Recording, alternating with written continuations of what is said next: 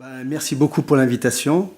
Il faudrait aussi que je remercie ceux qui sont absents, c'est-à-dire Émilie, Lucie et Irène, qui m'ont accompagné tout au long de cette enquête. Je suis en quelque sorte le porte-parole. C'est vrai que je me suis investi énormément dans ce travail et donc j'ai plaisir à venir le partager avec vous. Alors, bon, j'ai fait un plan classique. Alors, déroulement de l'enquête, cap théorique, analyse, perspective et conclusion. Le terme conclusion me gênait un peu parce que je reviens pour la deuxième fois donc ici et je me rends compte qu'on ne peut jamais dire qu'on conclut un travail de ce type, quoi. Mes conclusions, ça sera, vous allez le voir, c'est pas vraiment une conclusion, mais en ce qui me concerne, ça m'a permis de clarifier mes idées en fait dans cette partie-là. Alors tout d'abord, les motivations personnelles. Au départ, je m'étais dit, l'idée de la contenance, je l'avais en moi depuis un long moment. Et en travaillant à l'UMD, je suis à l'UMD depuis 7 ans, ce qui est bien, c'est que c'est une unité qui est neuve, et j'y suis arrivé pratiquement à l'ouverture. Donc j'ai vu un peu l'UMD évoluer.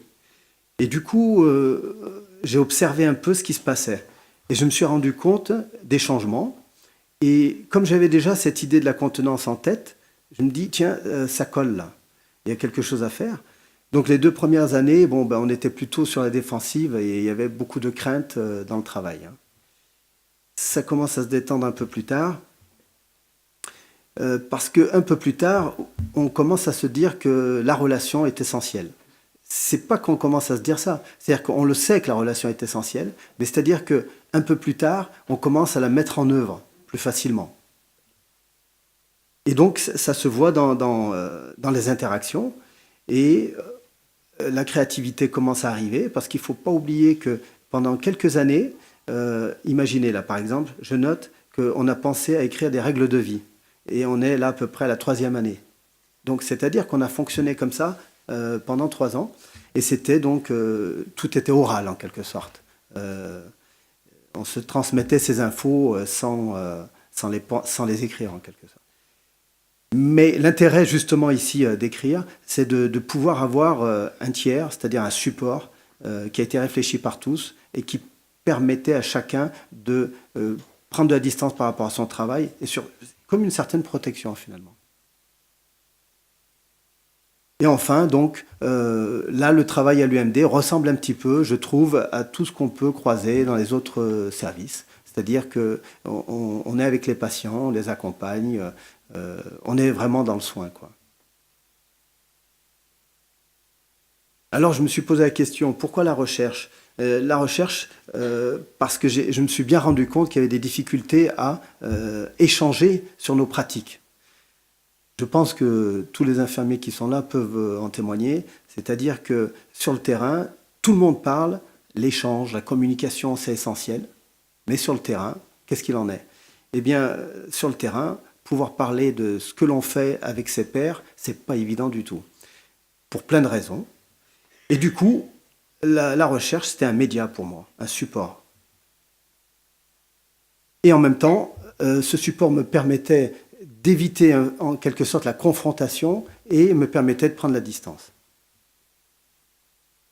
Alors, un peu plus tard, en lisant Albert Sicone, l'observation clinique, il y a un passage qui m'a marqué, et c'est là qu'à posteriori, je me suis rendu compte que mes motivations pour faire de la recherche sur le thème de la contenance ne tenaient pas uniquement aux observations de terrain. Il y avait autre chose. Il faut aussi également que j'en parle. J'ai rencontré Jean-Paul qui est venu me voir en me disant « Alors, qu'est-ce qui t'a amené à faire de la recherche ?» Et là, il y a eu déjà ce petit déclic, plus Albert Sicone derrière. Là, c'était bon, là. Alors du coup, il nous dit qu'on s'intéresse à théoriser sa pratique, pas par hasard, et qu'il doit y avoir un point de souffrance, une énigme, un problème. Et alors, c'était lequel pour moi ?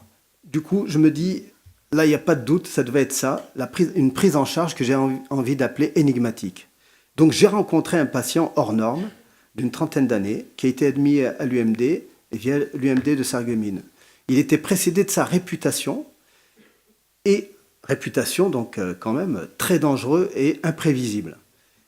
qu'est-ce qui se passe? Ce patient passe à l'acte sur tous les soignants ou tous les hommes qu'il croise dans l'unité à un moment donné ou un autre. Alors là se pose la question, comment travailler dans ce contexte? Il inquiétait tous les soignants, et moi y compris, bien sûr. Donc inquiétude et peur au premier plan. À ce moment-là, cette prise en charge m'a amené, là, rétrospectivement, bien sûr, hein, pas sur le moment, à me poser les questions suivantes. Eh bien, qui est-il?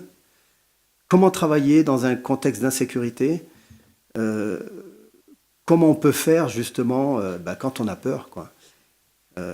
Et est-ce qu'on est là en train d'atteindre les limites du soin? Ce sont des questions, hein, simplement. Donc, la contenance, c'était une porte d'entrée pour essayer d'y voir plus clair et de répondre à quelques-unes de ces questions. Alors, la problématique, elle partait, on va dire, d'un constat, c'est que lorsque les capacités de contenance d'un soignant ou d'une équipe sont dépassées, on a recours à l'isolement. Alors, je me suis dit, là, il y a une connexion à faire pour aller investiguer, justement, le concept de contenance et d'aller voir sur le terrain comment ça se met en place, comment on travaille. Alors, comment se manifeste, ça devient la problématique, comment se manifestent au quotidien les capacités de contenance d'une équipe ou d'un soignant. J'ai voulu centrer mon interrogation sur les moments de tension, quand justement c'est délicat, mais qu'il y a encore du travail à faire, que c'est possible. Alors, les hypothèses, elles sont nombreuses. Bon, souvent, qu'est-ce qui se passe? On va réagir en miroir. Hein. Donc là, c'est l'expérience personnelle qui parle. On réagit en miroir face à des organisations où l'agressivité, ça tout le monde l'a connu. On applique un cadre de soins de façon rigide, on n'arrive plus vraiment à réfléchir à ce qu'on a à faire finalement. Parfois, on peut travailler de façon seule et puis ne pas faire partager ce qu'on a observé. Et l'implication affective, elle est souvent forte. Voilà, donc à ce moment-là, la pensée est bien en difficulté. Et aussi, ça peut être un frein, on recherche des solutions à la place du patient. Donc les objectifs sont simples, essayer de cerner le concept de contenance sur le plan individuel, dans l'intersubjectivité sur le plan collectif, mettre en évidence certaines corrélations entre les concepts dont je vous ai parlé, c'est-à-dire la contenance, l'agressivité, l'isolement, le recours à l'isolement. Qu'est-ce qu'on peut en dire? Et évidemment, voir s'il existe des niveaux de contenance. Un peu vite. Alors, au niveau de la méthodologie, c'est une étude observationnelle, je vous laisse lire. Donc, 36 questionnaires, 6 entretiens. Les entretiens ont été menés par Nicolas Chambon, qui est un sociologue. C'est le CPP de Nice, tiré au hasard, qui a étudié notre projet et qui a demandé à ce que ce soit quelqu'un qui ne soit pas dans l'équipe qui s'intéresse aux entretiens pour gagner en objectivité. Bon, la grille d'entretien, comment elle s'est construite? Sur 2 idées simples, c'est-à-dire que lorsqu'un soignant travaille, on peut se dire qu'il travaille en fonction de ce qu'il pense et en fonction de ce qu'il ressent. Et à ce moment-là, donc, on va aller recueillir des informations de 3 types. C'est quelles sont ses représentations, qu'est-ce qu'il met en place face aux situations qu'il rencontre, et qu'est-ce qu'il peut dire de ce qu'il ressent, de l'état dans lequel il se trouve. Au niveau du cadre théorique, il me plaît toujours d'aller m'intéresser un peu à la littérature, aussi aux travaux infirmiers et aux travaux de tout type. Donc du coup, il y a un ouvrage d'Albert Camus qui m'a intéressé parce qu'il parle de l'absurdité. Et l'absurdité, comme vous le savez, est au cœur de la psychose en arrière-plan. Et la quête de sens de tout à chacun, et donc je pense du patient, est mise à mal à ce moment-là. Donc Albert Camus m'a donné une piste de réflexion grâce à ce terme. Saint-Exupéry, très connu pour apprivoiser, pas de souci. Georges Devreux, c'est un anthropologue et psychiatre qui dit de façon admirable qu'il y a toujours des liens entre l'observateur et l'observé. Et enfin, donc, René Roussillon qui définit l'intersubjectivité et la subjectivité.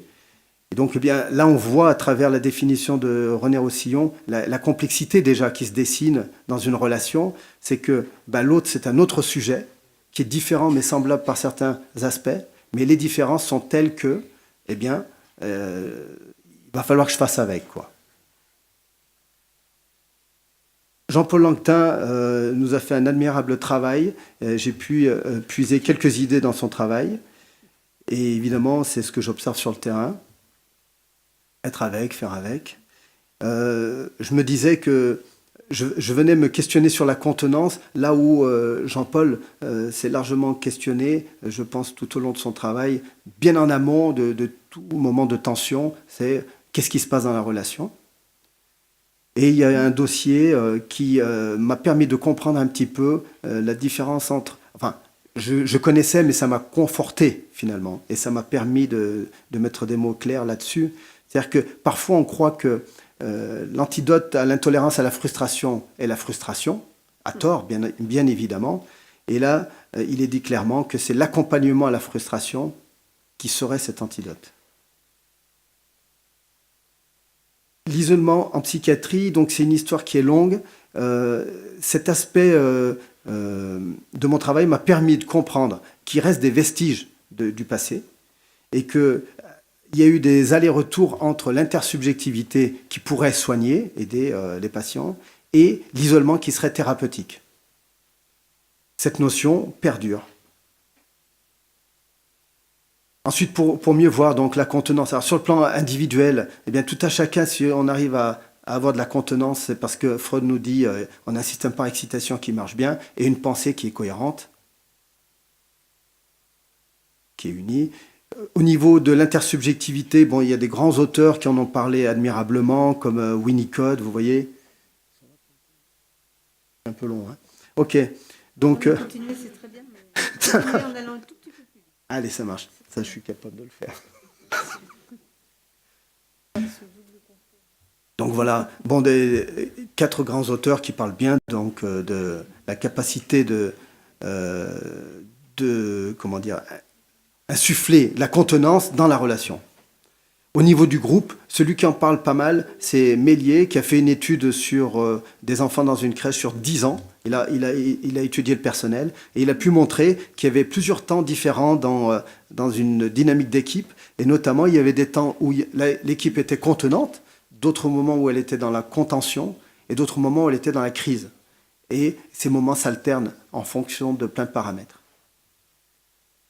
Alors, les soignants en action, qu'est-ce qui se passe? Bon, à l'UMD, je pense, comme dans beaucoup d'autres lieux, on a compris qu'il fallait aller à la rencontre du patient et être progressif dans les réponses qui sont amenées lorsqu'il y a des moments de tension. Donc ça, on le fait plutôt pas mal. Les soignants ont pu se livrer et nous dire que, en fonction de leur état, ils ont des réponses variées et des réponses de plus en plus rigides, difficiles. Alors, l'impact émotionnel est au premier plan dans ces moments de tension. Là, la corrélation, on a pu l'établir. Donc, au niveau des entretiens, ça a été bien amené par les soignants. Un vécu un peu identique de celui du patient, d'intrusion, schizoparanoïde en quelque sorte, des blessures narcissiques, voilà. Bon. Au niveau des émotions, il y en a une palette. J'ai retenu celles qui revenaient souvent. Donc voilà, l'agacement, la déception, sentiment d'impuissance, on connaît bien, culpabilité, doute et peur. Par rapport au pôle médical, beaucoup d'incompréhension et de la colère. Sur la notion du clivage et du cadre de soins, on se rend compte que les soignants qui sont en difficulté cherchent à utiliser le cadre de soins de façon rigide comme une finalité. C'est comme s'ils se cachaient derrière. Et ça les rassure probablement.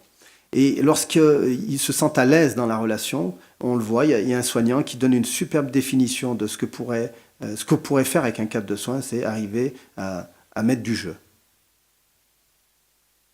Les représentations du soin, donc souvent dans l'intérêt du patient pour le bien, toujours pour le bien, et bien à ce moment-là, on anticipe, par exemple, on sent que le patient se sent persécuté, alors on se dit ça va être peut-être compliqué pour les autres et pour lui, alors on va l'isoler un temps, par exemple. Quoi d'autre? Il y a des idées reçues du style, que je pensais aussi, hein, que les murs étaient contenants, que, par exemple, vous voyez la phrase, l'isolement est un outil thérapeutique efficace.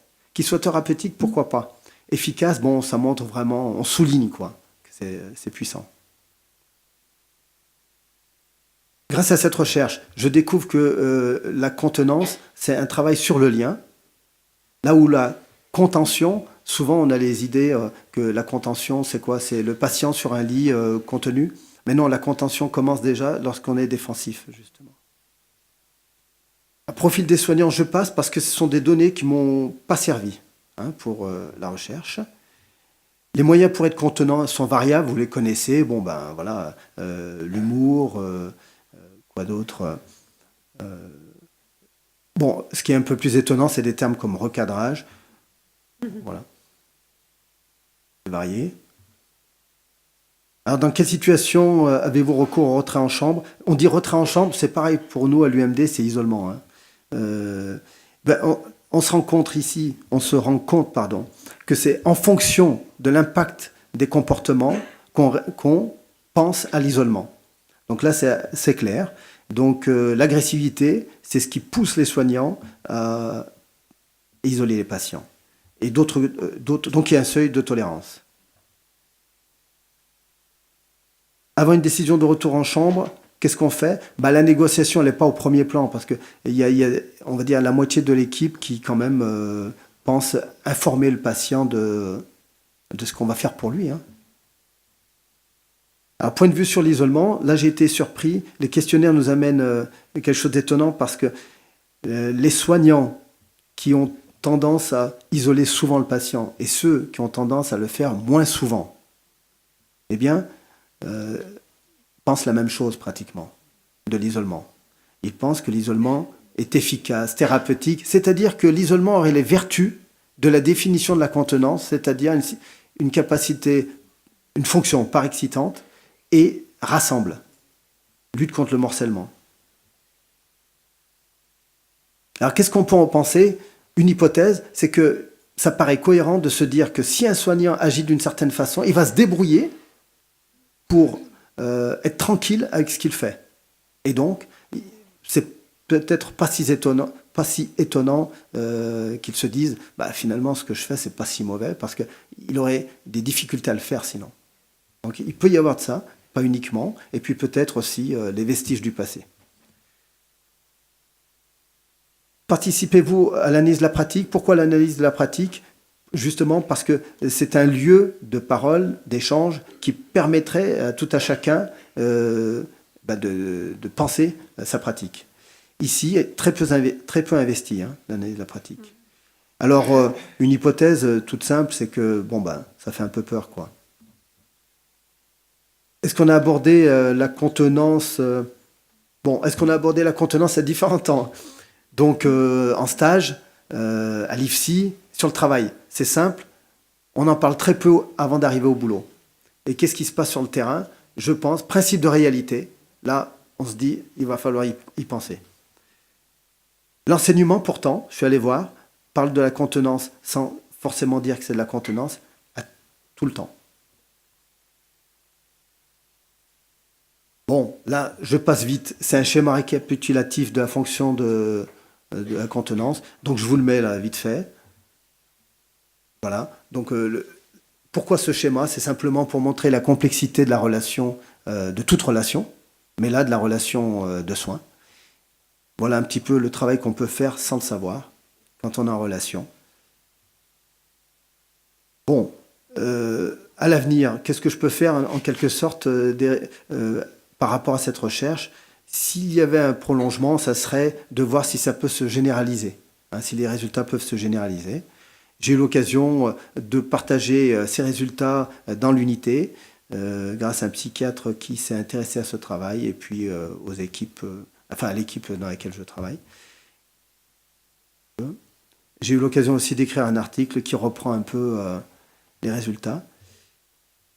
Alors en conclusion, qu'est-ce qu'on découvre? C'est quoi être contenant? Bien, c'est prendre le risque de l'intersubjectivité. Pour une équipe, c'est travailler les mouvements transférentiels. Et enfin, qu'est-ce qui pousse une équipe à isoler? eh bien, il y a une dimension émotionnelle, une dimension morale, la punition, la sanction, et une dimension, j'ai mis entre guillemets, historique, c'est-à-dire cette croyance toujours que l'isolement est thérapeutique. Et finalement, j'ai appris grâce à ce travail que qu'est-ce qu'on peut penser de cette dimension historique? Eh bien, c'est que l'isolement, est-ce que l'isolement est thérapeutique? Eh bien, pourquoi pas? Mais alors à ce moment-là, ça serait dans quel contexte? Et qu'est-ce que ça veut dire? Alors, je livre cette idée. Ce sont des hypothèses à investiguer. Probablement que l'isolement est thérapeutique lorsqu'on ne sait plus comment faire. Lorsque on met des conditions particulières et qu'on pense cet isolement. Et on pourrait se dire que cet isolement, à ce moment-là, est une autre modalité relationnelle, où le discours est en arrière-plan, et que ça pourrait être un moment privilégié avec le patient. Ça n'empêche pas d'enlever l'idée que ça doit être du dernier recours, ou alors, c'est la limite, ça peut être l'idée de la limite du soin.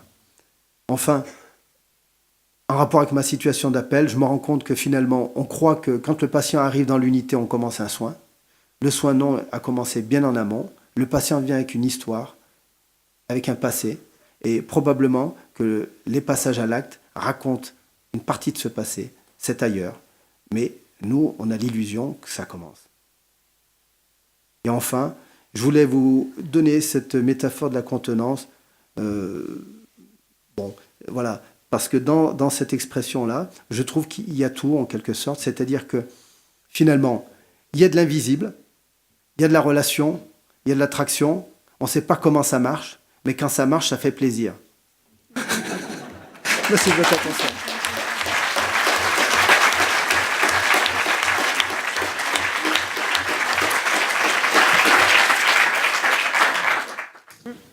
Oui, Fouad Belmounez du CHU de Saint-Étienne.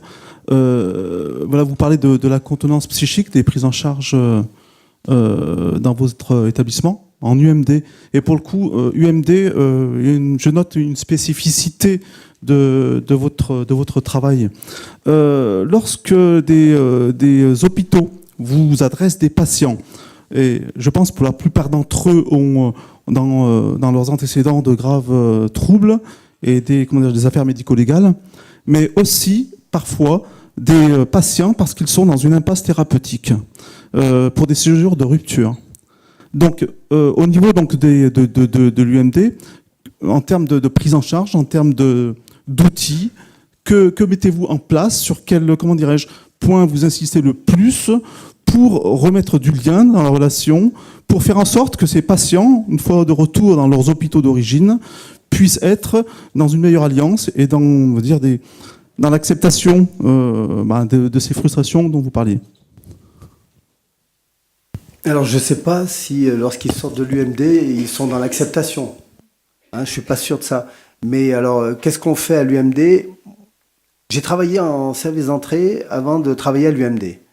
Et donc, en comparaison, je pourrais dire qu'on fait le même travail, en fait. On fait le même travail. C'est-à-dire qu'au fond...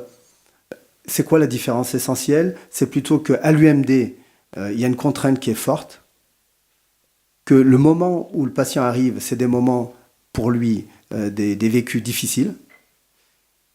C'est l'intensité qui est différente. Mais finalement, ce sont toujours les mêmes patients qu'on croise. Et qu'est-ce qu'on met en place?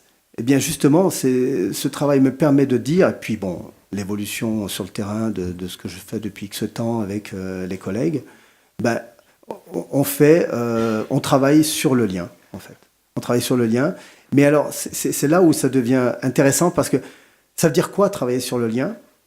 Ça, c'est difficile à définir, parce que ça appartient beaucoup à la singularité de chaque soignant, en fait, et la singularité du patient. C'est-à-dire que ça dépend de la rencontre. Alors la rencontre, elle peut être difficile, elle peut être... Souvent, je veux mettre ces termes-là, c'est-à-dire que quoi qu'il arrive dans l'unité, c'est une rencontre. Mais après, qu'est-ce qu'elle devient, cette rencontre? Comment on la construit? Et c'est là que ça devient intéressant, parce qu'il n'y a pas de... je dirais que si à la limite, j'arrivais à répondre à cette question, mon travail, là, que je trouve passionnant, que je trouve magique, il perdrait de sa valeur. C'est-à-dire, je ne peux pas répondre à cette question. Mais ce que je peux dire, c'est qu'on fait tout pour que ça se passe bien. Et c'est là où, par exemple, il y a des concepts qui vaut le coup de balayer, de mettre de côté. Par exemple, un concept tout simple. Le patient est intolérant à la frustration. Ben, ça ne veut pas dire grand-chose. Ou alors, il faut le recadrer. Ou alors, il a besoin de limites. Je veux dire, mais qui n'a pas besoin de limites? Bien sûr qu'il a besoin de limites. Vous voyez? Donc, alors, après, ce qu'on fait, on échange et puis on se pose d'autres questions. Voilà.